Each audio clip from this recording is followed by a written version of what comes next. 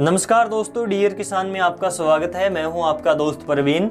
किसान भाइयों, इस समय के ऊपर कई फसलों की कटाई हो चुकी है, जैसे कि सरसों है, अगेती प्याज है, आलू है, लहसुन है। तो इनकी कटाई हो चुकी है और ये जमीन अभी खाली पड़ी हुई है। तो इस खाली जमीन में हम 2 महीने में कौन सी फसल उगाएं जिससे कि एक तो इस जमीन की ताकत बढ़े, इस जमीन की उर्वरक शक्ति बढ़े, जिससे हमारी अगली फसल ज्यादा पैदावार दे, और दूसरा इस 2 महीने के दौरान जो फसल हम तैयार करेंगे उससे हमारी जो आमदनी है वो बढ़ेगी, हमारी आय भी दोगुनी से ज्यादा हो सकती है। तो इस बात के ऊपर आपको विशेष रूप से ध्यान देने की जरूरत है यदि आप अपनी आमदनी बढ़ाना चाहते हैं। तो इस टाइम के ऊपर हम अपने खेत में 2 महीने की जो फसल है, 2 महीने में जो मूंग की फसल तैयार हो जाती है, उस ग्रीष्मकालीन ऋतु की जो मूंग की फसल है उसकी खेती कर सकते हैं। इसके बारे में कंप्लीट जानकारी इस वीडियो में आपको दी जाएगी, जैसे कि मूंग की कौन सी वैरायटी इस टाइम के ऊपर हम लगाएं, उसकी बीज की मात्रा कितनी रखें, कौन सी खाद डालें, खरपतवार के ऊपर नियंत्रण कैसे करें, इसमें कितनी सिंचाइयां देने की आवश्यकता पड़ेगी। इस प्रकार की जानकारी आपको कंप्लीट इस वीडियो में मिलेगी। तो चलिए स्टार्ट करते हैं। किसान भाइयों, सबसे पहले तो बात करते हैं कि मूंग का एमएसपी कितना है, यानी कि मिनिमम सपोर्ट प्राइस। जो सरकारी रेट है वो 7275 रुपये प्रति क्विंटल के हिसाब से है। इसका रेट भी ठीक है। और इसकी बिजाई की टाइमिंग की यदि हम बात करें तो आप इस समय पर 5 अप्रैल तक इस मूंग की बिजाई कर सकते हैं। इसके बाद में यदि आप इसकी बिजाई करोगे तो बाद में बारिश का सीजन आ जाता है और आपकी मूंग की फसल खराब हो सकती है। तो कोशिश करें कि अभी इस टाइम से लेकर आप जो है 5 अप्रैल से पहले मूंग की बिजाई कर लें। सबसे पहले बात करते हैं खाद के बारे में कि बिजाई के टाइम पर हमें कौन सी खाद का उपयोग कितनी मात्रा में करना चाहिए। तो 50 किलोग्राम एसएसपी यानी कि सिंगल सुपर फॉस्फेट का उपयोग करें प्रति एकड़ के हिसाब से। और यदि आप एसएसपी की जगह पर डीएपी का उपयोग करना चाहते हैं तो 20 किलोग्राम डीएपी आप जरूर डालें 1 एकड़ में। और डीएपी के साथ में आप 3 किलोग्राम सल्फर भी 1 एकड़ के हिसाब से बिजाई करते टाइम पर जरूर डालें। इसके बाद में बात आती है वैरायटी की। तो वैरायटियों में सबसे पहले हम सरकारी वैरायटियों के बारे में बात करते हैं। जो भारतीय दलहन अनुसंधान संस्थान कानपुर में है, इसके द्वारा बहुत अच्छी वैरायटियां जारी की गई किसानों के बीच में, जो आज भी पॉपुलर हैं, जिसमें सबसे प्रमुख रूप से 3 वैरायटियां हमने यहां पर ली हैं। पहली वैरायटी है विराट के नाम से आती है। 52 से 55 दिन में ये वैरायटी तैयार हो जाती है। इस टाइम पर उगाई जाने वाली सबसे कम समय में तैयार होने वाली ये वैरायटी है। 52 से 55 दिन में तैयार हो जाती है। इसके बाद में अगली वैरायटी है सम्राट के नाम से आती है, इसी संस्थान के द्वारा जारी की गई है। 60 से 65 दिन का टाइम लेती है पकने के लिए। इससे अगली वैरायटी है शिखा के नाम से आती है, 58 से 65 दिन का समय लेती है तैयार होने में। तो ये 3 वैरायटियां काफी पॉपुलर हैं, काफी अच्छी वैरायटियां हैं। इसके अलावा ये वैरायटियां येलो मोजिक वायरस के प्रति भी सहनशील हैं, यानी कि जो मूंग की फसल में पीले पत्ते हो जाते हैं, जो येलो मोजेक रोग आता है, उसके प्रति ये वैरायटियां सहनशील हैं। इसके बाद में बीज की मात्रा की यदि हम बात करें तो 8 से लेकर 10 किलोग्राम बीज की मात्रा 1 एकड़ में पर्याप्त रहती है।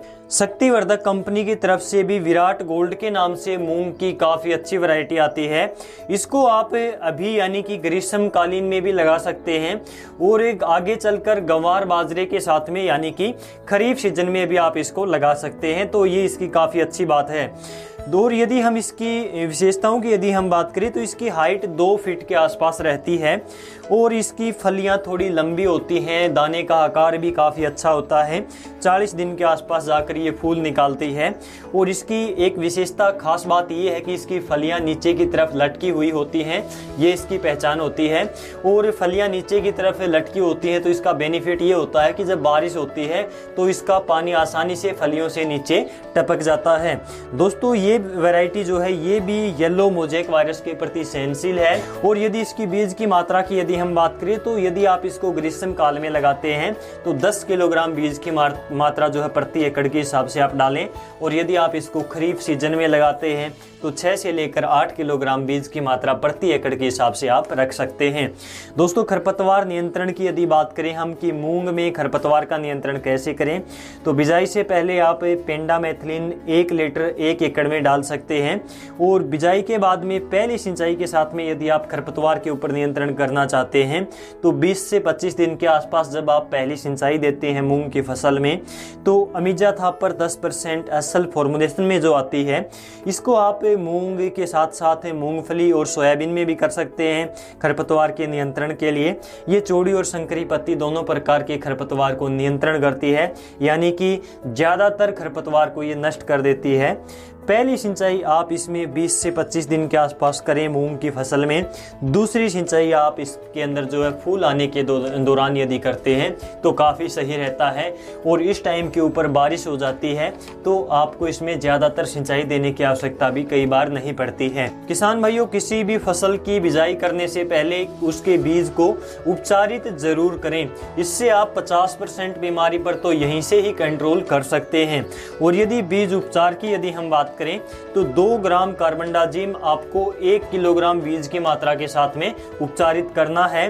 2 घंटे छाया में इसको सुखाने के बाद में आप इसको दोबारा से कीटनाशक के साथ में उपचारित करें। कीटनाशक की बात करें तो जो इक्तारा के नाम से आती है, थायोमेथोक्सम इसमें होता है, तो 1 ml प्रति किलोग्राम बीज की मात्रा के साथ में आप इसको उपचारित कर सकते हैं। इसको सुखाने के बाद में आप दोबारा से इसको राइजोबियम कल्चर से उपचारित कर सकते हैं। और सबसे भयानक बीमारी जो मूंग की फसल में आती है, येलो मोज़ेक वायरस, जो पौधे के पत्ते पीले हो जाते हैं और धीरे धीरे पूरे का पूरा खेत पीला हो जाता है और मूंग की फसल पूरी तरह से नष्ट हो जाती है। तो इसका फैलने का जो कारण है वो सफ़ेद मक्खी है। व्हाइट फ्लाई की वजह से पूरे खेत में ये वायरस फैलता है, एक से दूसरे खेत में फैलता है। तो व्हाइट फ्लाई को आपको कंट्रोल करना चाहिए। दोस्तों, आज की इस वीडियो में हमने आपको ग्रीष्मकालीन मूंग की फसल के बारे में कंप्लीट जानकारी देने की कोशिश की है। यदि आपका कोई सवाल रह जाता है तो आप कमेंट में पूछ सकते हैं। यदि जानकारी अच्छी लगी तो वीडियो को लाइक और शेयर जरूर करें, चैनल को सब्सक्राइब करें। इस वीडियो में बस इतना ही। नमस्कार, जय हिंद।